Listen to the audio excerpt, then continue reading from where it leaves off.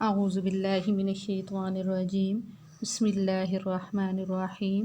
آج ہم رکوع نمبر 7 سورۃ الانفال رکوع نمبر 7 آیت نمبر 49 تا 58 پڑھیں گے۔ کتاب کا ہے یہ صفحہ نمبر 19۔ سب سے پہلے ہم ان کے اہم نکات پڑھیں گے کہ سورۃ الانفال رکوع نمبر 7 کے اہم نکات کیا ہیں، ان میں کن چیزوں کا ذکر ہے۔ ان آیات میں یعنی آیت نمبر 49 تا 58 میں مسلمانوں کے لیے تبشیر کا ذکر ہے اور منافقین کے لیے تخویف کا ذکر ہے۔ تبشیر کسے کہتے ہیں اور تخویف کسے کہتے ہیں؟ تبشیر خوشخبری ہے، یعنی بشارت اللہ تعالیٰ نے مومنوں کو جو بشارت دی ہے اس کو تبشیر کہا جاتا ہے، یعنی خوشخبری دی ہے اس میں مومنوں کو اللہ تعالیٰ نے۔ اور تخویف سے مراد ہے ڈراوا، ڈرانا، یعنی کفار اور منافقین کا اس میں تخویف کا ذکر ہے، یعنی اللہ تعالیٰ نے ان کو اپنے عذاب سے ان آیات میں ڈرایا ہے۔ اب اس کے جو اہم نکات ہیں وہ اہم نکات کے 6 ہیں۔ سب سے پہلا جو ہے وہ اس کا اہم نکات میں سے پہلے نمبر پہ ہے کہ منافق لوگوں کا مسلمانوں کے ساتھ مذاق کرنا، یعنی ان کے دلوں میں، ان کفار کے دلوں میں، ان منافق لوگوں کے دلوں میں بیماری تھی۔ کس کی بیماری تھی؟ کفر کی بیماری تھی۔ منافق کون تھے؟ منافق وہ لوگ تھے کہ جب وہ مسلمانوں کے سامنے آتے تھے اور مسلمانوں کے پاس آتے تھے تو وہ کہتے تھے کہ ہم آپ کے ساتھ ہیں، اور جب کفار کے پاس جاتے تھے تو کہتے تھے کہ ہم تو مسلمانوں کے ساتھ مذاق کر رہے تھے، ہم تو ان کے ساتھ دھوکہ کر رہے ہیں۔ ان کو منافق کہا جاتا ہے کہ جو اندرونی طور پر ان کی کیفیت اور ہوتی ہے اور ان کی بیرونی جو کیفیت ہوتی ہے، ظاہری جو ان کے اعمال ہوتے ہیں وہ اس کے متضاد ہوتے ہیں، یعنی اور ہوتی ہیں۔ اب یہ جو منافق لوگ تھے یہ مسلمانوں کے ساتھ مذاق کرتے تھے کہ یہ جو 313 مسلمان ہیں ان کے دین نے ان کو مغرور کر رکھا ہے، تو یہ ہمارا کیا مقابلہ کریں گے؟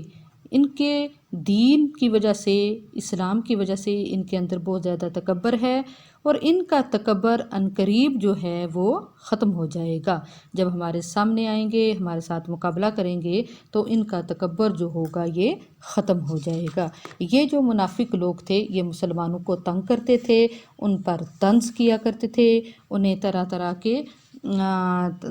کی ان کو تکالیف پہنچاتے تھے۔ نمبر 2، کفار کا ذکر، یعنی ان کی کفار کی سزا کا ذکر، جس کے بارے میں نے شروع میں بتایا کہ تخویف کا ذکر ہے۔ اب کفار کے لیے عذاب کیا ہوگا کہ اللہ تعالیٰ نے فرمایا کہ تم دیکھو گے ان کے عذاب کو، دنیا میں بھی دیکھو گے، اور مرنے کے بعد کا عذاب تو جو ہے وہ تو میں نے کو خفیہ رکھا ہوا ہے، لیکن دنیا میں بھی تم ان کا عذاب دیکھ لو گے۔ اللہ تعالیٰ نے مسلمانوں کو حکم دیا، مومنین کو حکم دیا کہ وہ کفار اگر جب تمہارے سامنے آئیں تو تم ان کو مارو، یعنی اگر ان کا چہرہ تمہارے سامنے آتا ہے، ان کا بازو تمہارے سامنے آتا ہے تو تم ان پر وار کرو، تم ان کو مارو۔ لیکن جب وہ تم سے بھاگ جائیں، بھاگنے کی کوشش کریں، میدان جنگ سے بھاگنے کی کوشش کریں، تو تم ان کی پشتوں پر بھی مارو، یعنی اس وقت بھی تم ان کو سزا دو۔ اور اللہ تعالیٰ نے یہ فرمایا کہ اگر تم دیکھ لو ان کفار کے عذاب کو، تو تم اس وقت دیکھو کہ جب فرشتے ان کی جانوں کو قبض کر رہے ہوں گے، ان کی جانیں نکال رہے ہوں گے، تو اگر تم ان کی کیفیت یہ دیکھ لو تو انسان جو ہے وہ اس کے بس کی بات نہیں ہے کہ جب وہ ان کی کیفیت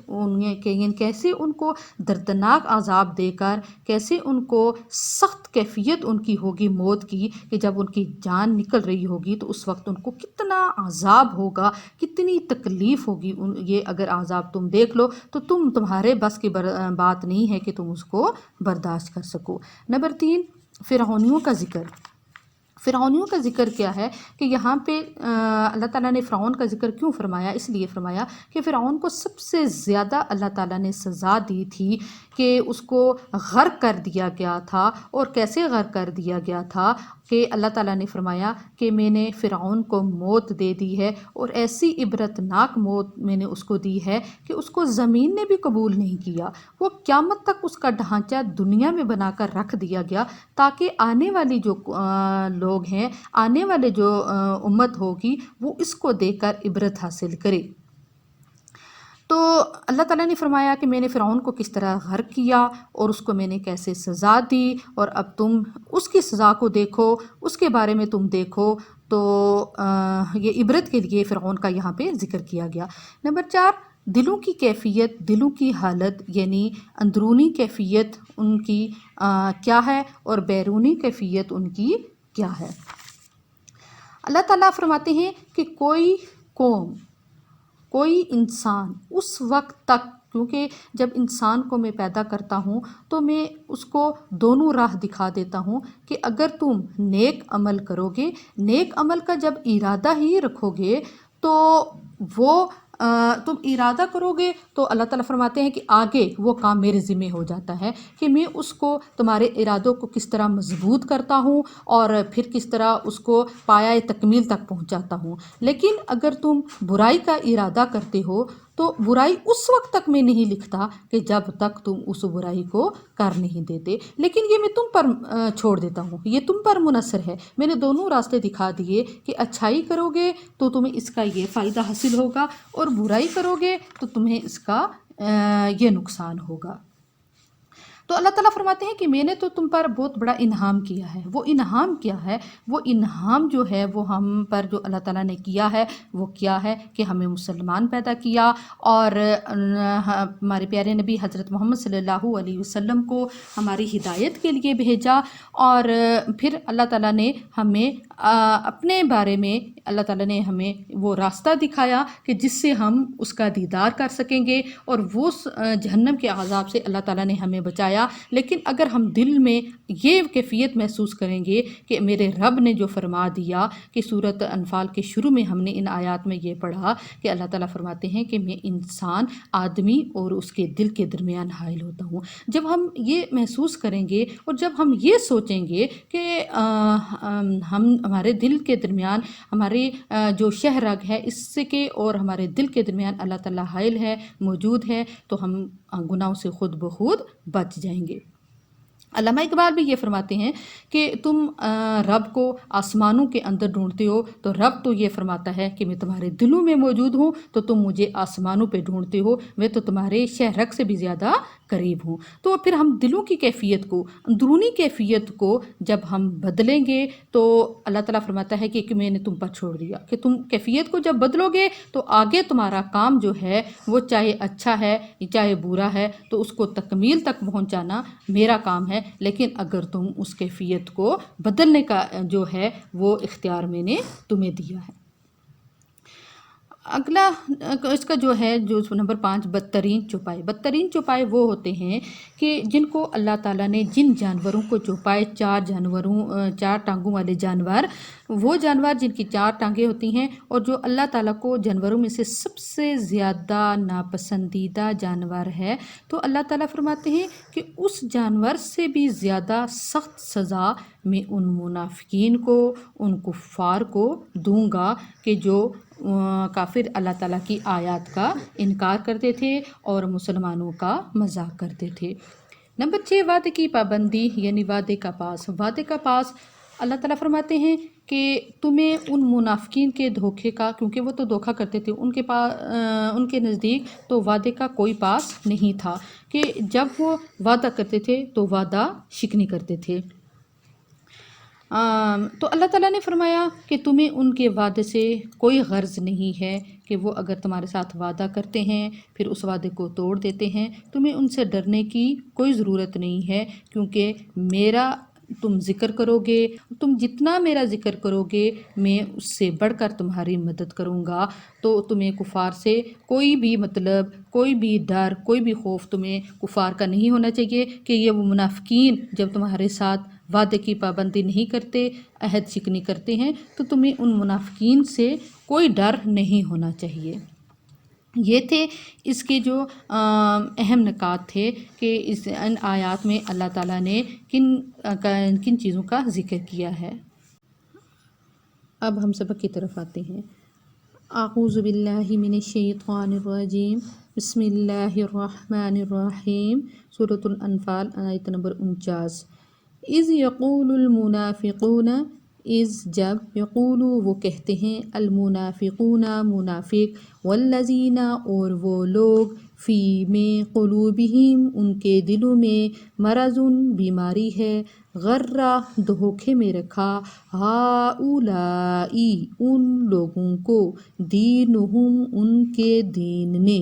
ومن یتوکل ومن اور جو شخص، یتوکل وہ بھروسہ کرتا ہے، علی اللہ اللہ تعالیٰ پر، فإن اللہ پس بے شک اللہ تعالیٰ، عزیز غالب، حکیم حکمت والا ہے۔ جب منافقین لوگ کہتے ہیں کہ جن کے دلوں میں بیماری ہے، دھوکے میں رکھا ان لوگوں کو ان کے دین نے، اور جو شخص وہ بھروسہ کرتا ہے اللہ تعالیٰ پر، پس بے شک اللہ غالب حکمت والا ہے۔ یعنی منافق لوگ مسلمانوں کے بارے میں یہ بات کر رہے تھے کہ یہ مسلمان جو ہیں، ایک کم تعداد والے مسلمان ہیں، بے سر و سامان ہیں، تو ان کو ان کے دین نے دھوکے میں رکھا ہوا ہے۔ تو اللہ تعالیٰ فرماتے ہیں کہ جو شخص اللہ پر بھروسہ رکھتا ہے تو اللہ ہی غالب اور حکمت والا ہے۔ یعنی اللہ کی حکمت بندے کے سمجھنے کی بات نہیں ہے، اللہ تو حکمت والا ہے، وہ تو غالب ہے، وہ تو مسلمانوں کی مدد کیسے کرے گا اور کس طرح کرے گا یہ وہی جانتا ہے۔ آیت نمبر 50۔ وَلَوْ تَرَا، واو اور لو اگرچہ، ترا تم دیکھتے یا تم دیکھو، جب، یتوفی الذین قبضے میں کریں گے ان لوگوں کو، کفروا جنہوں نے انکار کیا، اور اگر تم دیکھو ان کو، ان لوگوں کو یعنی کفار کو، الملائکۃ کون قبضے میں کرے گا ان کو، الملائکۃ فرشتے۔ قبضے میں کرنے سے مراد کیا ہے کہ ان کی جانیں نکال رہے ہوں گے، الملائکۃ فرشتے، یضربون وہ مار رہے ہوں گے، وجوہہم وجہن چہرے کو کہتے ہیں تو وجوہ اس کی جمع ہے، وجوہہم تم ان کے چہروں پر، وادبارہم اور ان کی پیٹھوں پر، دبرن پیٹھ کو کہتے ہیں، ادبارہم ان کی پیٹھوں پر جمع ہے، واو اور ادبارہم ان کی پیٹھوں پر، وذوقوا اور تم چکھو، عذاب الحریق عذاب جلنے کا۔ اور اگرچہ تم دیکھو ان کفار کو کہ جب فرشتے ان کی روحیں، ان کی جانیں نکال رہے ہوں گے اور وہ مار رہے ہوں گے ان کے چہروں پر اور ان کی پیٹھوں پر، اور تم چکھو عذاب جلنے کا۔ یعنی اللہ تعالیٰ فرشتوں کو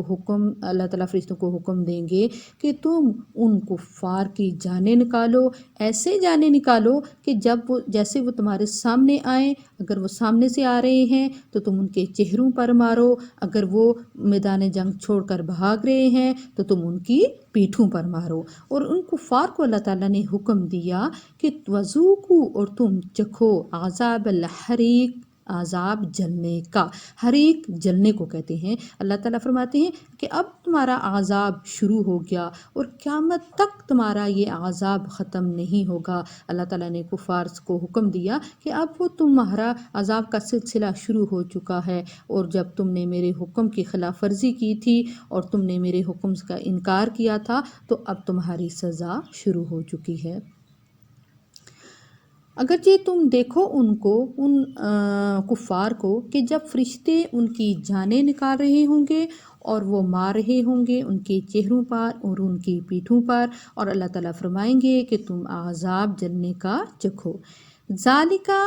اگلی جو آیت ہے، آیت نمبر 51، ذالکا اس وجہ سے کہ تم، بیما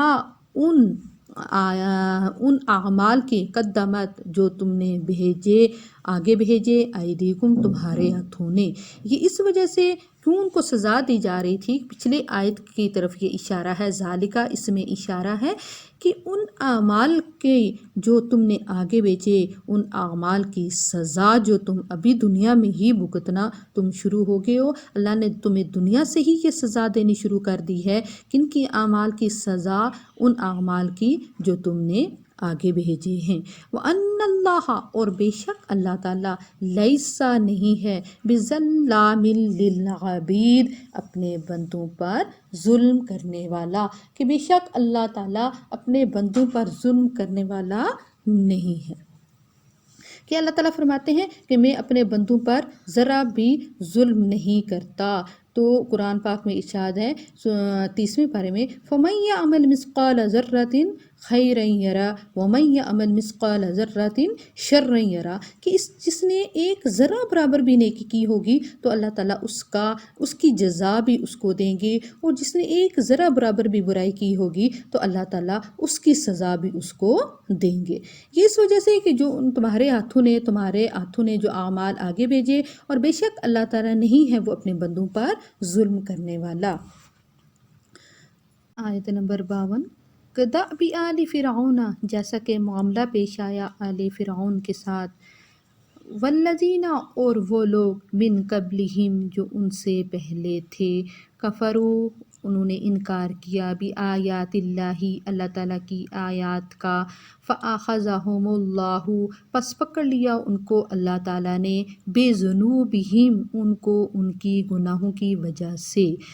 ان اللہ بے شک اللہ تعالیٰ قوی طاقتور ہے، شدید العقاب شدید سخت العقاب عذاب دینے والا. بے شک اللہ تعالیٰ طاقتور ہے، سخت عذاب دینے والا ہے. جیسا کہ معاملہ پیش آیا آل فرعون کا، جیسا کہ فرعون کے ساتھ جو معاملہ ہوا اس کا جو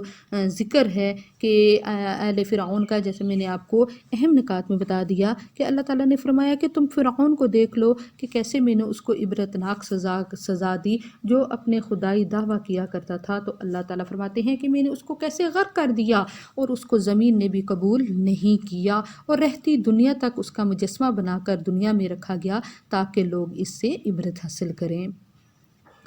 والذین من قبلہم اور جو لوگ ان سے پہلے تھے، یعنی ان سے پہلے بھی قوموں کو سزا ملی. کیسے جو 1,24,000 یہ تو ہمیں گنتی کے اعداد کا پتہ ہے کہ اتنے انبیاء اس دنیا میں آئے، لیکن اس سے زیادہ بھی ہو سکتے ہیں، اس سے کم بھی ہو سکتے ہیں، کہ 1,24,000 پیغمبر آئے نبی کریم صلی اللہ علیہ وسلم سے پہلے، اور ان سے کی قوموں نے ان پر ایمان نہیں لایا تھا. تو اللہ تعالیٰ نے ان کو کیسے سزا دی تھی، کیسے ان کو غرق کر دیا تھا، اور دنیا میں ہی ان کو تباہ و برباد کر دیا تھا. تو اللہ تعالیٰ فرماتے ہیں کہ کیا تم ان کو نہیں دیکھتے؟ انہوں نے کس وجہ سے اللہ تعالیٰ نے ان کو سزا دی تھی؟ کفروا بآیات اللہ انہوں نے انکار کیا تھا اللہ تعالیٰ کی آیات کا، پس اللہ تعالیٰ نے ان کو گناہوں کی وجہ سے پکڑ لیا تھا. بے شک اللہ تعالیٰ بہت طاقتور ہے اور سخت عذاب دینے والا ہے. اگلی آیت نمبر 53 ذالک بأن اللہ بے شک اللہ تعالیٰ اس قوم کی، ذالک یہ اس وجہ سے کہ بأن اللہ بے شک اللہ تعالیٰ لم نہیں، یکو مغیرن نہیں وہ بدلتا. مغیرن کا مطلب ہوتا ہے تبدیل کرنا، بدلنا. ہم کہتے ہیں نا کہ مغیرن تبدیل، ہم جیسے اردو میں کہتے ہیں غیر، علاوہ اس کو کہتے ہیں. غیرہ کا مطلب ہو گیا علاوہ، مغیرن کا مطلب ہو گیا تبدیل کرنا، علاوہ، بدلنا. نعمتاً نعمت، انعمہا بدلنا اس کا، علی قوم ایسی قوم پر، حتیٰ یہاں تک کہ یغیرو وہ بدل دے، ما نہیں بانفسہم اپنی جانوں کو. وان اللہ اور بے شک اللہ تعالیٰ سمیع علیم سننے والا جاننے والا ہے. یہ دوبارہ میں لفظی ترجمہ کرتی ہوں، غور سے سنیں. ذالکہ یہ اس وجہ سے، کس وجہ سے کہ پچھلی آیت میں جو عذاب کا ذکر کیا جا رہا ہے کہ اللہ تعالیٰ نے یہ فرمایا تھا آیت نمبر 52 میں کہ میں نے ان قوموں کو غرق کر دیا تھا. فرعون کو میں نے کیوں غرق کر دیا؟ ان قوموں کو 1,24,000 پیغمبروں قوموں کو میں نے دنیا میں کیوں سزا دی تھی؟ اس لیے سزا دی تھی کہ انہوں نے میری آیات کو جھٹلایا تھا. یعنی ان کا انکار کیا تھا۔ اب اس آیت میں جیسا کہ میں نے اہم نکات میں بھی آپ کو بتا دیا تھا کہ اللہ تعالیٰ فرماتے ہیں کہ میں اس وقت تک اس قوم کی حالت کو نہیں بدلتا، اس پر جو میں نے نعمتیں عطا کی ہیں میں اس وقت تک اس کو نہیں بدلتا کہ جب تک وہ اپنے آپ کو بدل نہ ڈالے، یعنی وہ اسلام کی طرف اپنے دل کو، اندرونی کیفیت کو بھی اسلام کی طرف نہ لائے، یعنی کہ بیرونی طور پہ اگر وہ لائے گا، اندرونی طور پر نہیں لائے گا تو وہ کون ہو جائے گا؟ جو اس آیت کے اس رکوع کے جو شروع میں پہلی آیت میں اللہ تعالیٰ نے ذکر کر دیا کہ وہ کون لوگ ہوتے ہیں، منافق لوگ ہوتے ہیں۔ تو اللہ تعالیٰ نے فرمایا کہ سب سے پہلے تم اپنے دلوں کی حالت کو بدلو،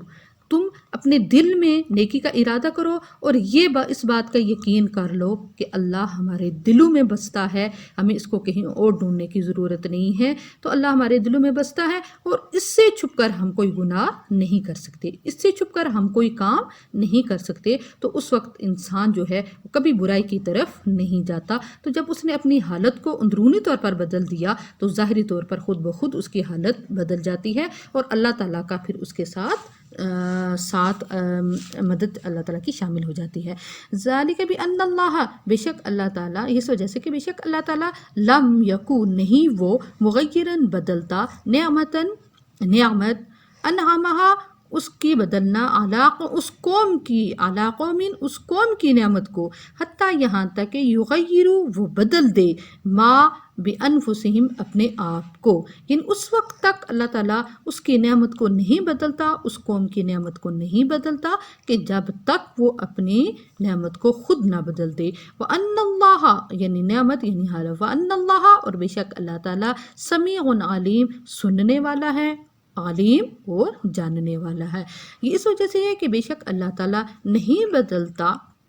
اس نعمت کو جس نے اس قوم کو عطا کی ہوتی ہے کہ یہاں تک کہ وہ اپنے آپ کو نہ بدل دے، اور بے شک اللہ تعالیٰ سننے والا، جاننے والا ہے۔ آیت نمبر 54، کدأب آل فرعون جیسا کہ معاملہ پیش آیا آل فرعون کے ساتھ، والذین اور وہ لوگ، من سے، قبلہم ان سے پہلے، کذبو جٹلایا انہوں نے، کذبو جمع کا صیغہ ہے، کذبو جٹلایا انہوں نے، بآیات ربہم اپنے رب کی آیات کو، فأہلکناہم پس ہم نے ان کو ہلاک کر دیا، بذنوبہم ان کے گناہوں کی وجہ سے، وأغرقنا اور ہم نے غرق کر دیا، آل فرعون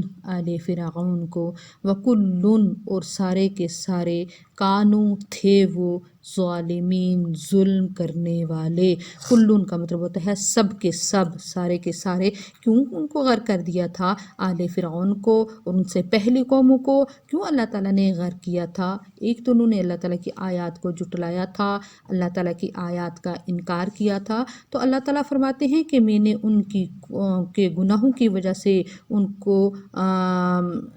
غرق کر دیا، اور آل فرعون کو بھی اس کی سزا دی میں نے، اور اس کو میں نے پانی میں غرق کر دیا۔ کیوں ان کو سزا دی تھی؟ کہ وہ سب کے سب ظلم کرنے والے تھے۔ کن پر ظلم کرنے والے تھے؟ نہ صرف انہوں نے دوسرے لوگوں پر ظلم کیا بلکہ اپنی ہی جانوں پر وہ انہوں نے ظلم کیا، سب سے زیادہ انہوں نے اپنی جانوں پر ظلم کیا۔ کیا ظلم کیا؟ کہ انہوں نے اللہ اور اس کے رسول کا انکار کیا۔ کدأب آل فرعون جیسا کہ معاملہ پیش آیا آل فرعون کے ساتھ، یعنی جو فرعون کا واقعہ ہے، والذین اور وہ لوگ، من قبلہم جو ان سے پہلے تھے، انہوں نے اپنے رب کی آیات کو جٹلایا تھا، فأہلکناہم بس ہم نے ان کو ہلاک کر دیا، بذنوبہم ان کے گناہوں کی وجہ سے، اور غرق کر دیا ہم نے آل فرعون کو، اور وہ سب کے سب ظلم کرنے والے تھے۔ آیت نمبر 55، ان شر الدواب بے شک بدترین چوپائے، عند اللہ اللہ تعالیٰ کے پاس، الذین وہ لوگ، کفروا جنہوں نے انکار کیا، فہم پس وہ، لا یؤمنون نہیں وہ ایمان رکھتے۔ یعنی بدترین چوپائے کا میں نے آپ کو پہلے اہم نکات میں بتا دیا ہے کہ اللہ تعالیٰ فرماتے ہیں کہ ان کفار کا جو مقام ہے اللہ تعالیٰ کے پاس ان بدترین چوپایوں سے بھی زیادہ کم ہوگا۔ ان شر الدواب بے شک وہ بدترین چوپائے ہوں گے، شر کا مطلب ہوتا ہے بدترین، اور دوابی چوپائے، عند اللہ اللہ تعالیٰ کے پاس، الذین وہ لوگ جنہوں نے انکار کیا، فہم لا یؤمنون پس نہیں وہ ایمان رکھتے۔ آیت نمبر 56، الذین عاہدت منہم، الذین وہ لوگ، عاہدت منہم وعدہ کرتے ہیں ان سے، ثم پھر، ینقضون وہ توڑ دیتے ہیں، عہدہم اپنے وعدے کو، فی میں کلی ہر مرتن مرتبہ، ہر مرتبہ وہ اپنے وعدے کو توڑ دیتے ہیں، وہم اور وہ لا نہیں، یتقون وہ پرہیزگار، یعنی وہ جو کفار تھے، وہ منافقین جو تھے، وہ جب بھی مسلمانوں کے ساتھ وعدہ کرتے تھے، ہر مرتبہ مسلمانوں کے ساتھ وعدہ کرتے تھے، پھر وہ اس وعدے کو توڑ دیتے تھے۔ ان کے پاس کوئی وعدے کا پاس نہیں تھا، وہ عہد شکنی کرتے تھے، کیوں کہ ان کو تو وعدے کو توڑنے کی سزا کا پتہ ہی نہیں تھا، کیونکہ وہ تو منافقین تھے، کفار تھے۔ الذین عاہدت منہم وہ لوگ ان سے وعدہ کرتے تھے، یعنی وہ کفار مسلمانوں سے جب وعدہ کرتے تھے، پھر وہ ینقضون توڑ دیتے تھے، عہدہم اپنے وعدے کو، فی کل مرتن ہر مرتبہ، وہم لا یتقون اس حال میں کہ وہ متقی نہیں تھے، کیونکہ وہ متقی نہیں تھے، وہ پرہیزگار نہیں تھے، وہ جب بھی مسلمانوں کے ساتھ وعدہ کرتے تھے تو وعدہ توڑ دیتے تھے۔ آگے آیت نمبر 57، فَإِمَّا تَسْقَفَنَّهُمْ، فَإِمَّا پس جب، تَسْقَفَنَّهُمْ اللہ تعالیٰ فرماتے ہیں کہ پس جب، تَسْقَفَنَّهُمْ تم ان کو پاؤ، فی الحرب، حرب لڑائی کو کہتے ہیں، میدان جنگ کو کہتے ہیں، کہ جب تم لڑائی کی صورت میں ان کو پاؤ، میدان جنگ میں ان کو پاؤ، فَشَرِّدْ بِهِمْ پس ان کو ایسی خوفناک سزا دو، فشرد کا ویسے لفظی مطلب ہوتا ہے بھگا دو، بہم ان کو، یعنی ان کو ایسی عبرتناک سزا دو کہ وہ خود میدان جنگ چھوڑ کر بھاگ جائیں۔ فَإِمَّا پس جب، تَسْقَفَنَّهُمْ پس جب تم ان کو پاؤ، فی الحرب میدان جنگ میں، فشرد پس بھگا دو ان کو، بہم ان کو، یعنی ان کو خوفناک سزا دو، عبرتناک سزا دو، من خلفہم ان کے پیچھے سے، یعنی ان کو ایسی عبرتناک سزا دو کہ وہ میدان جنگ چھوڑ کر بھاگ جائیں، لعلہم تاکہ وہ یذکرون نصیحت حاصل کریں، تم ان کو ایسی سزا دو کہ وہ نصیحت حاصل کریں۔ پس جب تم میدان، اللہ تعالیٰ فرماتے ہیں مسلمانوں کو کہ جب تم میدان جنگ میں تمہارا مقابلہ کفار کے ساتھ ہو، تم ان کو ایسی عبرتناک سزا دو کہ وہ میدان جنگ چھوڑ کر بھاگ جائیں تاکہ وہ نصیحت حاصل کریں، لعلہم یذکرون تاکہ وہ نصیحت حاصل کریں۔ آگے آیت نمبر 58، وَإِمَّا تَخَافَنَّ اور جب، تخافن تمہیں خوف ہو، من قوم ایسی قوم کی، خیانتاً اس کی خیانت کا، اس کے دھوکے کا، فَانبِذْ الیہم فَانبِذْ پس تم پھینک دو، الیہم انہی کی طرف، یعنی اللہ تعالیٰ مسلمانوں کو فرماتے ہیں، یہ خوشخبری ہے مسلمانوں کے لیے کہ اے مسلمانوں، اے مومنوں، کہ جب تمہیں کسی قوم کے دغا کا ڈر ہو، جب تمہیں کسی قوم کے دھوکے کا ڈر ہو، یعنی جیسا کہ منافقین کے بارے میں اللہ تعالیٰ نے فرمایا کہ وہ منافق لوگ جب تمہارے ساتھ وعدہ کریں تو پھر اس وعدے کو توڑ دیں، تو تمہیں اس میں کسی قسم کی ڈرنے کی ضرورت نہیں ہے، تمہیں پریشان ہونے کی ضرورت نہیں ہے، کیونکہ ان کے بد عہد شکنی کی سزا انہی کو دی جائے گی، لیکن تمہیں اس میں فکر مند ہونے کی ضرورت نہیں ہے، تمہارے ساتھ میرا ساتھ ہے، اور میں خود ان کفار کو، ان منافقین کو ایسی عبرتناک سزا دوں گا۔ وَإِمَّا تَخَافَنَّ اور جب تمہیں خوف ہو، تمہیں ڈر ہو، تخافن کا مطلب ہوتا ہے خوف، من قوم ایسی قوم کی، خیانتاً دھوکے کی، فَانبِذْ الیہم پس تم ان کا دھوکا انہی کی طرف پھینک دو، علی سواء برابر ہے، یعنی برابر ہے کہ تم ان کا دھوکا، ان کا وعدہ انہی کی طرف پھینک دو، یعنی تمہیں اس کی پرواہ ہی نہیں ہونی چاہیے کہ مسلمانوں کے ساتھ جب منافقین دھوکا کریں تو اس وقت وہ منافقین کہیں کہ ہاں جی ہم نے تو ان کے ساتھ دھوکا کیا، ہم نے ان کے ساتھ عہد شکنی کی ہے، تو یہ مسلمان جو ہیں وہ ڈر گئے ہیں، نہیں، تم اپنے اقبال کو برقرار رکھو، تم اپنے رعب کو برقرار رکھو، تمہارے ساتھ کفار جو مرضیاں کرتے رہیں، لیکن تمہیں کسی قسم کے ڈر اور خوف کی ضرورت نہیں، کیونکہ سب سے مضبوط ہتھیار میں نے تمہارے ہاتھ میں دے دیا ہے، جو دنیا کی تمام تلواروں، دنیا کی تمام مال و دولت، دنیا کے تمام سائشوں اور طاقتور لوگوں سے بھی بڑھ کر ہے۔ وہ کیا ہے؟ وہ اسلام کا ہتھیار ہے، وہ ایمان کا ہتھیار ہے۔ تمہارے ساتھ میرا ساتھ ہے، تم جب میرا ذکر کرو گے تو میرا ساتھ تمہارے ساتھ ہوگا، میں فرشتوں کی صورت میں تمہاری مدد کروں گا، لیکن تمہیں کفار سے کسی قسم کے بھی خوف کا اندیشہ نہیں ہونا چاہیے، تمہیں کسی قسم کے بھی خوف کا تمہیں ڈر نہیں ہونا چاہیے۔ ان اللہ، بے شک اللہ تعالیٰ، لا یحب الخائنین، بے شک اللہ تعالیٰ نہیں وہ پسند کرتا، یحبو محبت سے ہے کہ یا اللہ تعالیٰ خبو محبت کرتا، بے شک اللہ تعالیٰ نہیں وہ محبت کرتا الخائنین، دھوکے والوں کو، بد عہدی کرنے والوں کو، عہد شکنی کرنے والوں کو، وعدہ توڑنے والوں کو اللہ تعالیٰ پسند نہیں کرتا۔ دھوکہ کرنے والوں کو، دھوکہ اسی کو کہتے ہیں کہ جو وعدہ خلافی کرتا ہے، تو اللہ تعالیٰ فرماتے ہیں کہ میں ان کا جو دھوکہ ہوتا ہے میں انہی کی طرف پھینک دیتا ہوں، اور میں ان ایسے لوگوں کو پسند نہیں کرتا۔ اور جب تمہیں ڈر ہو کسی ایسی قوم کی خیانت کا، ایسی قوم کے دھوکے کا، بس تم ان کا دھوکہ انہی کی طرف پھینک دو، یہ برابر ہے کہ بے شک اللہ تعالیٰ نہیں وہ پسند کرتا دھوکہ کرنے والوں کو۔ آج آیت نمبر ہمارے 58 تک کام ہو چکا ہے، تو آگے جو آپ کو